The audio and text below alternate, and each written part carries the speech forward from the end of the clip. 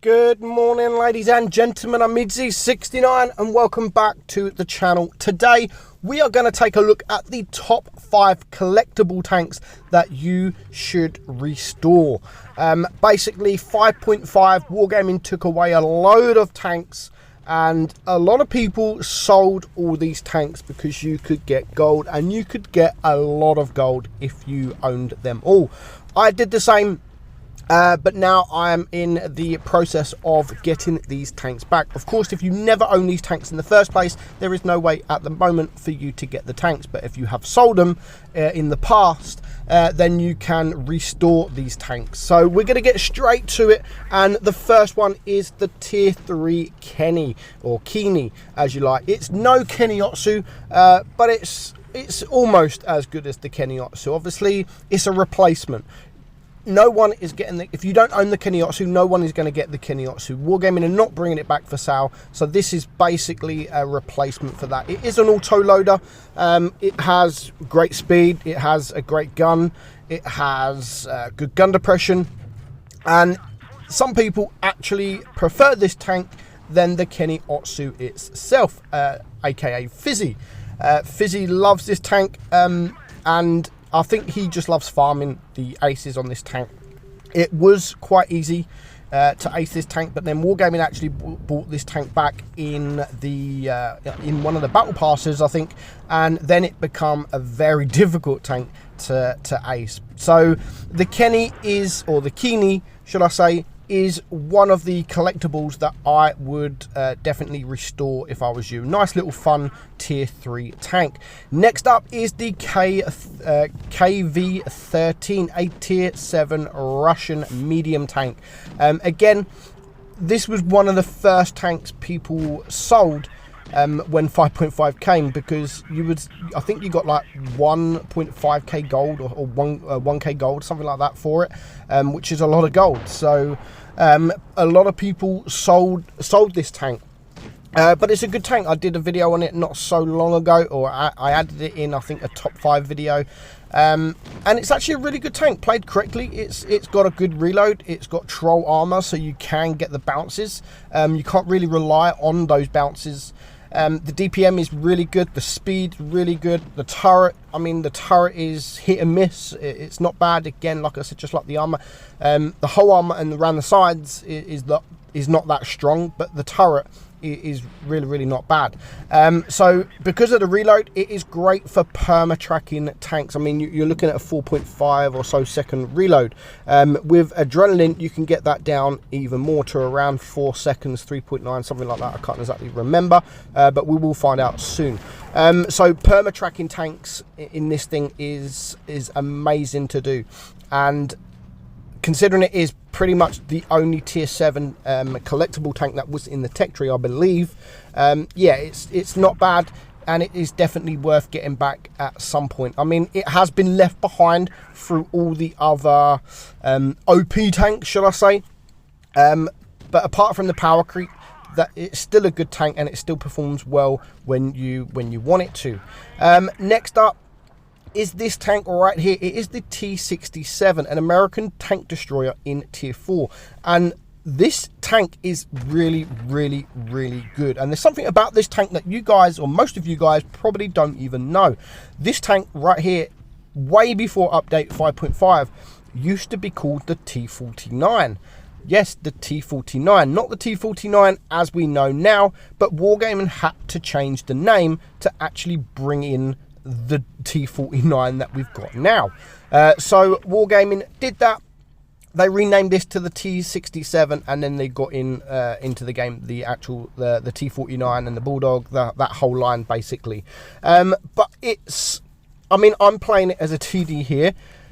It's a nice tank, very good speed, good reload, no armor whatsoever. And playing this tank, I forgot just how much fun and how good this tank actually is. It can destroy pretty much anything, as long as you're not front line and you don't expose yourself because you haven't got that armor to block any shots, but you do have just an amazing gun, so you will do well. And it's definitely a tank I would recommend that you get back in your garage. It was only a few hundred gold, so why not just spend that to get a nice little tier 4 back. Next up on the list, it is the Covenanter. I can't really say that word, but it's the Covenanter.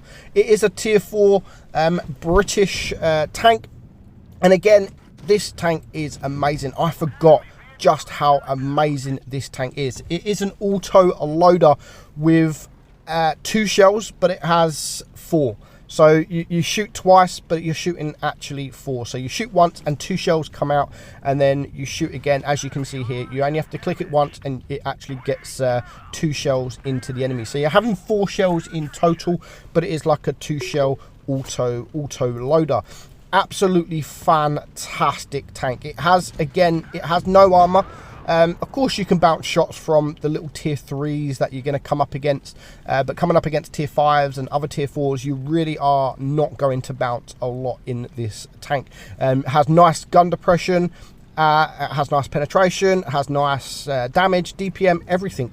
Literally almost everything about this tank is just amazing. And I know it's only a little tier 4, but again, for what, 100, 200 gold, it definitely is a tank that you could have in your garage, and you can actually go and play tier 4, have a little bit of fun, or even if it's to chase the ace, get the ace if you haven't already got the ace. As I have said, it hasn't got no armor, so you do need to be careful of these tanks, because you're just going to get ripped apart. You can see here we're only on 55 HP, and there's just 2 tanks left alive. So I want to get down. We're already on 1500 damage, which is pretty good for a tier 4, not gonna lie. It's not bad for a tier 4 at all. And we are on 4 kills, so we want to get around these last 2. We know they're there. We want to just get around this rock, get in the bush, make us spot them before they can spot us. You can see we're just going nice and gentle, and we can see now the 14 TP, and we do manage to clear him. I am spotted, so I need to be careful of the Electo. So we're just going to wait for our team to come. We're going to try and spot him again. We're not spotted, so we just want to open him up, and he is staring right at us. So we're just going to try and bait him. Doesn't work, but our teammate does go up against him, and now we can just release our 4 shells, and we get the kill. So 6 kills that game, and that just shows just how good this tank actually is. And we end up on what, 1.8k damage, and we get the ace. Get the ace. We even make some credits there as well. So the Covenanter is up there on definitely a tank that should be in your garage, and you should be getting back if you have the gold. Next up, I've spoke about this tank so many times. It is the T150. Now, what a tier 6 tank this is. If this was in the tech tree, this would be one of the best tier 6 tanks in the game. Now, I still have no idea why Wargaming removed this tank. Literally what they did is, when this was in the tech tree, you used to have to play this to get the KV3, but then also from the tier 6 you can get the KV2, which pretty much led to nothing. It was just on its own in the tech tree pretty much, where Wargaming removed this and they added the KV2 into the actual tech tree, so you have to grind the KV2 to get to the KV3, where this is much more of a fitting. It matches much more than the KV2. The KV2 is just all about the memes. It's all about the HE and the big 152 gun, where this is all about the armor, just like the whole line is. The KV3, the KV4, the ST, the IS4, that whole line is all about the armor. And this one is one of the best tanks to go side scraping, hold down. You can do the lot. The gun, okay, it's a Russian gun. Don't expect too many things from the gun, but you have to rely on that armor. You have to get into the side scraping positions, the hold down positions, and playing a tank in the lower tiers like this will definitely help you get ready for those the tier 8, the tier 9 and the tier 10 games. Once you've mastered this in how you should side scrape, etc., then the higher tiers will become much easier. You'll have the gist of things, you'll know how to do all these things, you'll know how to side scrape, you'll know how to angle. But yeah, Wargaming removed this tank, which was the biggest mistake of 5.5 that they, or the worst tank to move away from the game. Wargaming should have kept it in. They should have kept it in. I understand that they shouldn't have removed the KV2, but they could have left them both. They could have left them how they are, and because people love the KV2, or they did back in the day. Nowadays, the tank pretty much nothing, can't pen anything. So yeah, I wish Wargaming did leave this in the tech tree, because it just fits the tech tree much more than the KV2. The KV2 just doesn't fit in the tech tree at all. It's a Ming tank, and that is basically all it is. So yeah, I wish they would actually reverse this one. If I was to choose any tank in update 5.5 to restore back into the tech tree, this would be that tank. It literally is amazing. It's an easy tank to learn from, especially when you're in tier 5. You can then sort of start learning how to side scrape and all that. But sadly, Wargaming removed it. We are going to end this game. I mean, look at this, 2.4k damage we blocked. That is crazy. That's a tier 6 tank, and we end up on 2.6k. We get the ace. And it was actually a very nice battle. So that is my top 5 collectible tanks that you should restore in World of Tank Splits. Hope you enjoyed it. I'm Meadsy. I'll catch you soon.